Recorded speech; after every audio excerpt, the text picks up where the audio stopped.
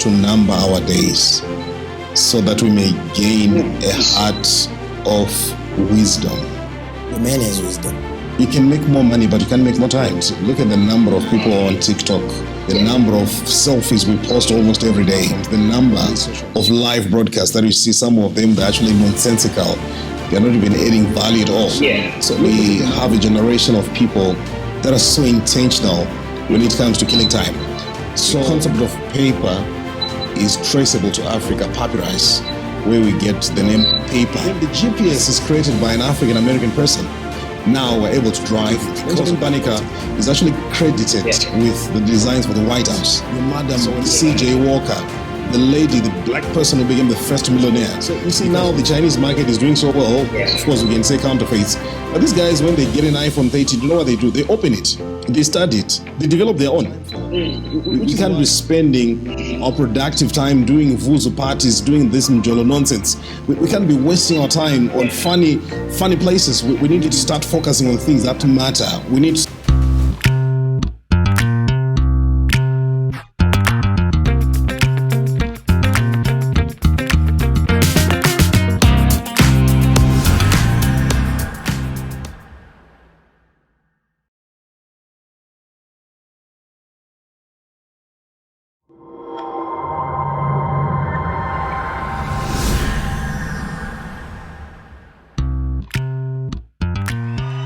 Hello everyone, and welcome again to another episode of Admire's Close Up. And this is your main man speaking, Admire Mayake. And today, guys, we have a slightly different episode. You're going to be seeing more of our guest, less of me.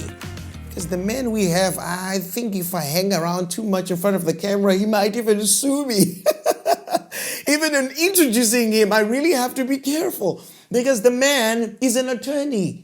This guy deals with statements. That's what he does for a living. He analyzes them. So if I'm not even careful right now, he might sue me for poorly introducing him. I'm just kidding, ladies and gentlemen. The man in the studio is full of wisdom. This man has astounding wisdom. I've seen him speak. I've heard him on different podiums and platforms. And believe you me, the man has wisdom. Allow me, ladies and gentlemen, at this juncture to introduce to you Mr. Arthur Marara. Sir, welcome to Admire's Close-Up. No, thank you so much. I'm really honored to be part and parcel of these conversations, which I really believe have a role to play in terms of developing people and equipping people with skills for life. Thank you so much for the invite. Interesting. I am super excited. Still honored. I can't believe it's really you in the studio. Thank you for giving us your precious time to come and speak, What is your observation in now today's generation regarding time management, especially in the young people? Do you think we are doing justice in terms of our time management, or what is your thought on that?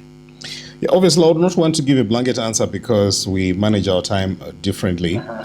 But I think we need to emphasize the priority of the resource called time. This is a resource that is given to everyone in equal proportions, from the president of the powerful nation on earth to the president of the least powerful nation on earth, from the prince, from the king in the palace to the beggar on the streets. We do all have 24 hours. And since time immemorial, one thing that we find is that there was an exhortation to value and to protect the importance of time. That's why, if you read Psalms 90 verse 12, a gentleman called Moses, when he was in the wilderness, he spent 40 years in the wilderness with these guys, a journey that was not supposed to last 40 years or even 40 days. It ended up stretching to 40 years. And he writes in Psalm, writing about time, he says, teach us to number our days, so that we may gain a heart of wisdom. And I think this is very important. Teach us to number our days. Other translation says, show us how short the days of our lives are, so that we may grow in wisdom. Meaning, we don't have so much time. And the strangest thing is people think we do actually have a lot of time. But Moses is saying, guys, if only you knew how short life is, if only you knew a fundamental fact that you don't have much time, you would live your life in a different way. So our generation, we are really cursed in a way because of something called technology. You see, the world of social media is very good. It allows us to connect with the world. It allows us to meet new people. It allows us to interact. It allows us to make friends. But it's also a perfect opportunity, if you're not very careful, to actually waste an important resource called time. Unfortunately, when it comes to time, you can make more money, but you can't make more time.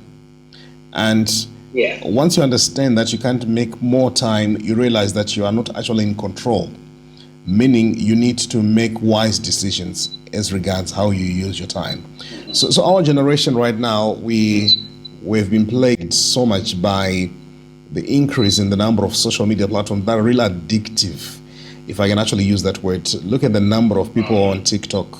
Look at the number of people on Facebook, Instagram, the number of posts, the number of selfies we post almost every day on these social media platforms, the number of live broadcasts that you see, some of them, they're actually nonsensical.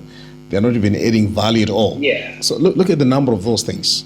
So one thing that we realize is our generation, we have a generation of people that are so intentional when it comes to killing time. So people who are successful, they don't kill time, they execute time. They use it as a resource. And once you realize that time is a resource, you know you can actually invest your time. You can also waste your time. You can also squander your time. But you can also live this life on purpose, following what Moses says, to teach us to number our days. So for me, that would be a brief comment. But I think our generation, if you've noticed, has really produced quite a number of entrepreneurs. These are the guys who have changed the landscape. Talk of Mark Zuckerberg. These are guys who have really kept the world busy. Talk about the guys behind WhatsApp, your John Coom, your Brian Acton, the guys behind WhatsApp. These are the people who have ensured that over 2 billion people are holding their phones every time and they're chatting and talking to each other. I think this generation has really seen people who are creative. It has seen people who are innovative, but it has also seen the rise of people who are lacking focus. Interestingly, you know what? Facebook is someone's dream, and if you're not careful, someone's dream will cause you to miss out on your own dream. Which is why we need to be very careful. I like that. We really need to be very careful as to how we use this resource called time. Speaking of dreams, you mentioned something interesting. I just wanted to highlight something before maybe I forget it. You said, these Mark Zuckerberg guys, they all started this whole Facebook and all these other things they're bringing up, and if you're not careful, you miss your dream. Yeah. Why is it that we have lesser of Africans coming up with things that can affect the globe, like having like our own African Facebook, for instance? Why is it that we have to duplicate something that is done from the States? Are we failing to utilize our time, or what do you think is the problem? You know what? I don't want to believe that Africa suffers in terms of creativity. No, we don't. I don't want to believe that Africa suffers from technology. I don't actually want to believe that. Why? Because go back history, a concept of writing is traced back to Africa. Hieroglyphics.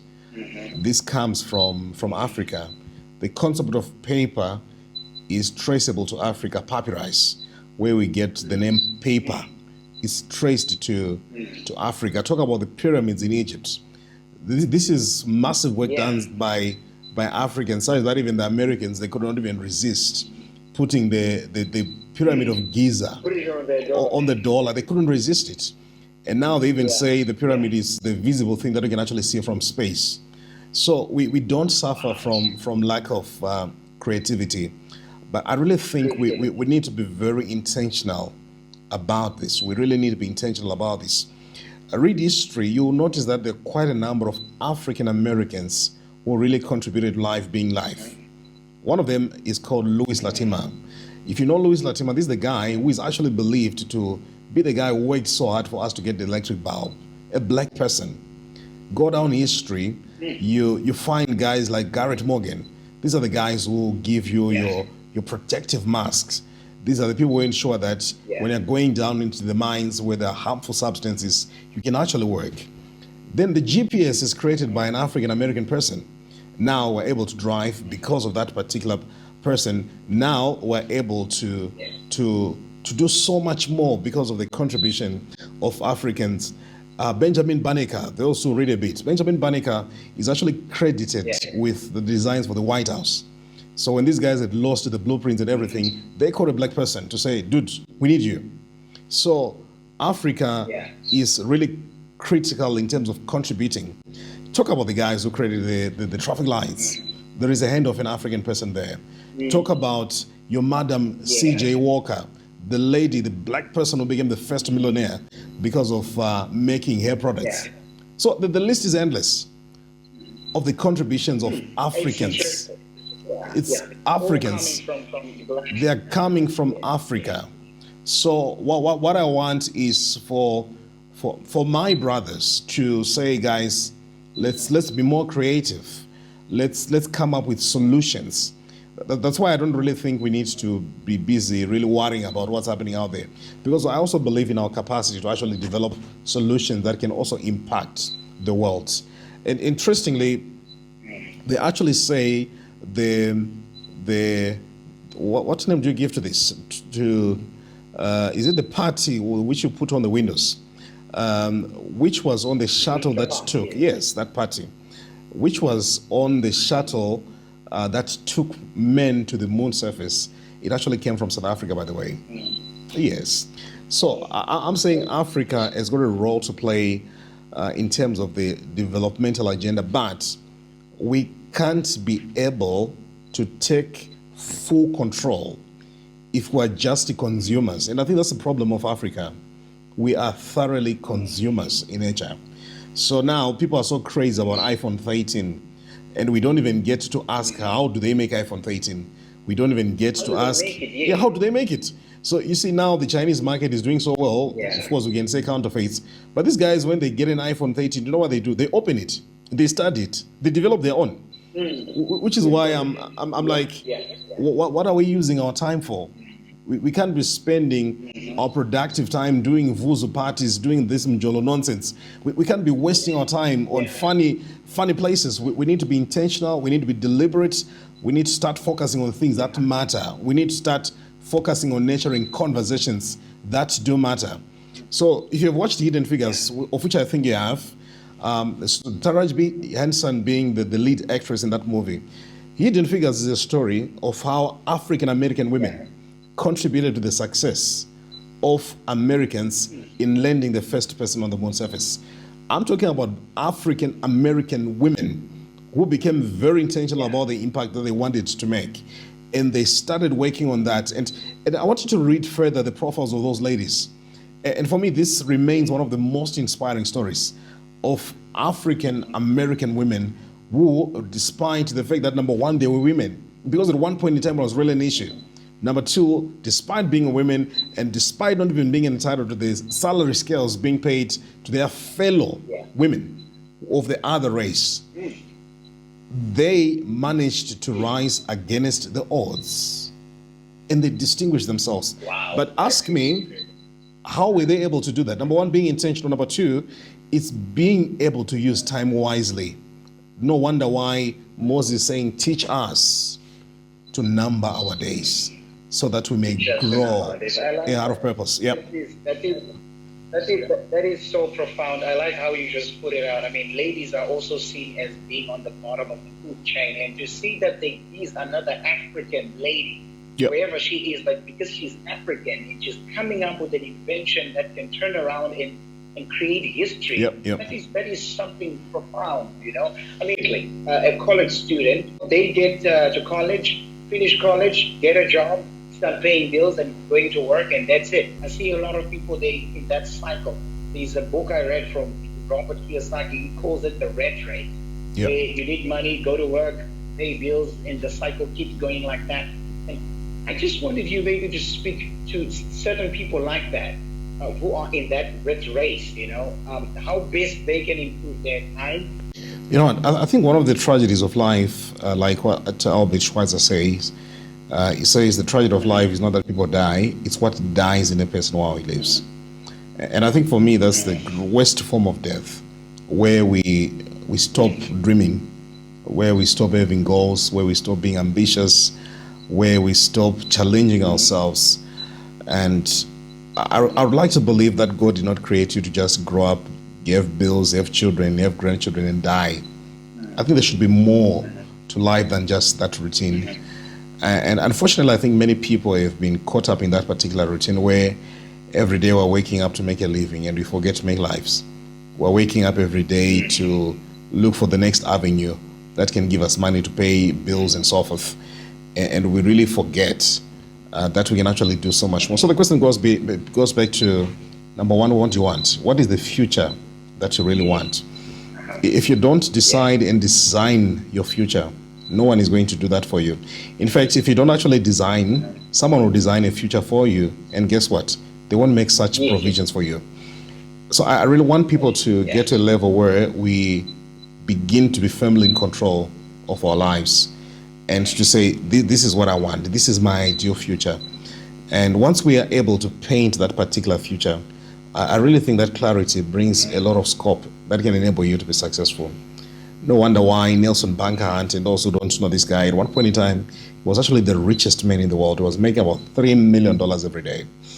This is what he says, and I think this is quite profound. He says, to be successful, you must decide exactly what you want to accomplish, then resolve to pay the price for it. To be successful, you must decide exactly what you want to accomplish. So the tragedy of our generation is many people, they don't even know what they want. It's a life of confusion. We wake up every day in confusion. We grow up in confusion. We get married in confusion. We have children in confusion. We become grandparents in confusion. And we even die in confusion. And because of that, you know what, we're not able to actually leave meaningful legacies. And that's why I really believe it's very important for us to be intentional about designing and deciding the future that we want. And once we've designed it and decided it, we know that it's not going to come easy. We have to pay the price. But you see, it's pointless to work hard at things that are not going to change your life. That's why I believe we need to wake up every day and ask ourselves a fundamental question.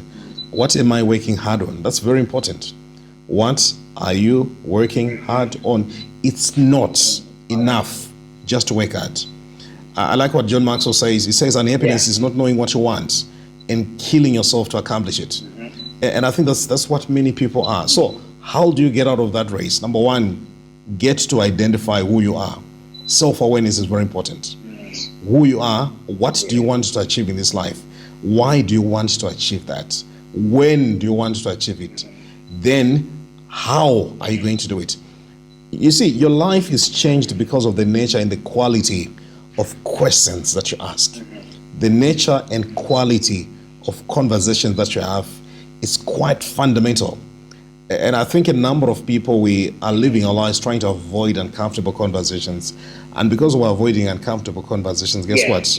We end up living a life that is really mediocre. So let's dare to ask those questions. Let's dare to dream. Let's dare to think differently.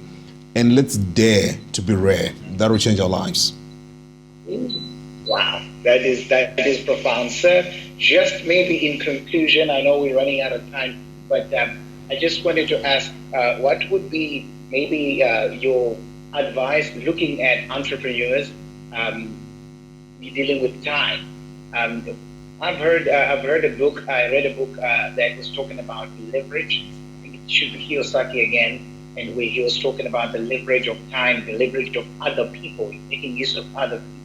And he was talking about how other people are able to actually achieve thousands and millions of hours per day using other people's time.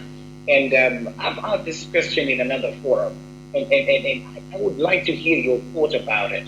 When do you think would be the best time to employ this leverage of other people's time? How can you get when you need it in relation to resources available? You know, what can you advise? It goes back to what do you want to accomplish? What is the future that you want? So in Zimbabwe, we've got Econet. Econet is one of the interesting examples of entrepreneurship. And my argument when it comes to Econet is quite simple. Econet did not bring anything that is really new. These are the guys who simply saw that, okay, there's mobile technology that we can actually bring into the country, but we have got a regulatory issue. So what do we need? Let's go and fight it. That's an entrepreneurial spirit, realizing that no one is going to give you a silver platter. But for Econet to be what it is, it needed people. And this is where now you are employing 1,000, 2,000 people to help you accomplish that dream. And guess what? You are now riding on other people's time. So one of the things that defines an employer and an employee, I'm an attorney, is the fact that you are going to surrender your time and your labor in exchange for a reward. And that's what employment is all about. So the greatest resource that your employer controls is your time. Meaning, if you're working 16 hours, you are working 16 hours to enrich your employer. If you're working 20 hours, if you're doing overtime, you're actually doing that to enrich. So I think one thing that we need to understand is all this that we're talking about, using other people's time, other people's money, it has to fit in the context of a strategic life plan. What do you want to accomplish? Then who do you need to accomplish that? So you need skills in accounting, you need skills in marketing, you need skills in the IT department, you need skills that can help you in terms of your security, you need skills that can help you in terms of growing your business, you need skills in terms of market penetration. These are all people skills. And I think one of the things that we need to help entrepreneurs in terms of their growth is the ability to develop teams. You won't be able to be successful in the absence of teams. That's why Google commissioned Project Aristotle in order to answer the question, what makes an effective team? What is it that makes an effective team? Because Google's works, they're done through teams. And right now, one of the successes that you need to develop as an entrepreneur is the ability to coach, is an ability to collaborate, and is an ability to work with others. That will really take you places. So, answering you, the question goes back to the power of vision and planning. What do you want to accomplish? Who do you need to accomplish that? Do you need their money or you just need their time? Yeah. Okay. Interesting. Thank you so much. That is quite a lot of wisdom. You just heard it, ladies and gentlemen. So just before you go, there is this last thing we do with the guests each time they come to the show. We have 4 questions that are right on the screen, and it's a little game we play with our guests just for fun. We only have one rule, which is you must tell us the truth. So you're going to select just 2 questions, and I'm just going to read them out quickly here, between 1 to 4, and then you give us your honest answer.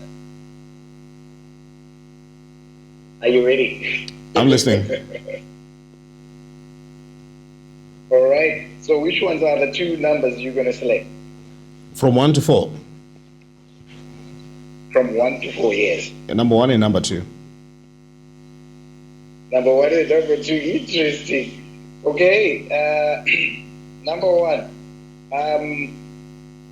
Okay. Have you ever made a bad presentation? A bad presentation? All right. You know what? I wouldn't say bad presentation as such, because one of the things that I actually do is every time I do a presentation, I still try to ensure that the next presentation becomes better than the other one. So for me, every presentation, I think, is actually a learning opportunity. By the way, I'm a self-taught public speaker, so I never actually sit in class to learn public speaking. So all the work that I'm doing is pretty much self-taught here. Yeah. So every speaking opportunity for me really means it's very, very important. Interesting. Okay, I like that. Thank you for that. Number 2 is, what is your greatest fear before you get into a courtroom or when you're working on cases? My greatest fear, you know what? I'll tell you, one of the things that happens is, number 1, my practice of law, I deliberately avoid actually going to court. I only go to court when it's necessary. And when it's necessary, is I've explained to you all the options.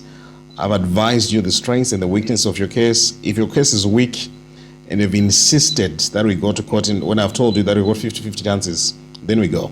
So one of the things that has really helped me to master that is our policy of doing work before we go into court. So that's why I usually go into court when I know the result that is predictable. So that way it's very important. But most importantly, I'll tell you one thing that has really helped me in my practice as a lawyer. The public speaking thing has really worked well, because every time I go into court, it's another public speaking assignment. Peculiar wisdom. Wow. Thank you so much, Mr. Arthur Marara. I am truly grateful that you gave us your time and came to speak to us, to speak to me, and my brothers and sisters that are listening right now. Thank you. Yes, yes, yes. You are welcome. You are welcome. Ladies and gentlemen, if there is anybody who feels they want to add or subtract or whatever you feel we must know, let us know in the comment section down there below. Remember, the whole point of this show is for us to share these ideas, to transfer knowledge, and for us to be able to transform lives of people that will be watching this particular show. So please don't forget to share and like. Do subscribe. That will help us to grow this channel and reach more people. Okay, so thank you so much for joining us today. It's been a pleasure having you guys. Bye for now. Asante sana.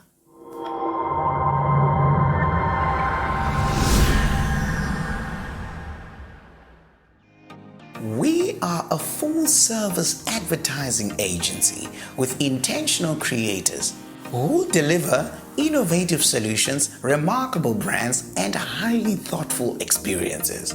AD Media provides a full-service brand and experience packages from start to finish. Whether your start is a blank canvas or a heritage in need of modernization, we also offer single service if you're not into that.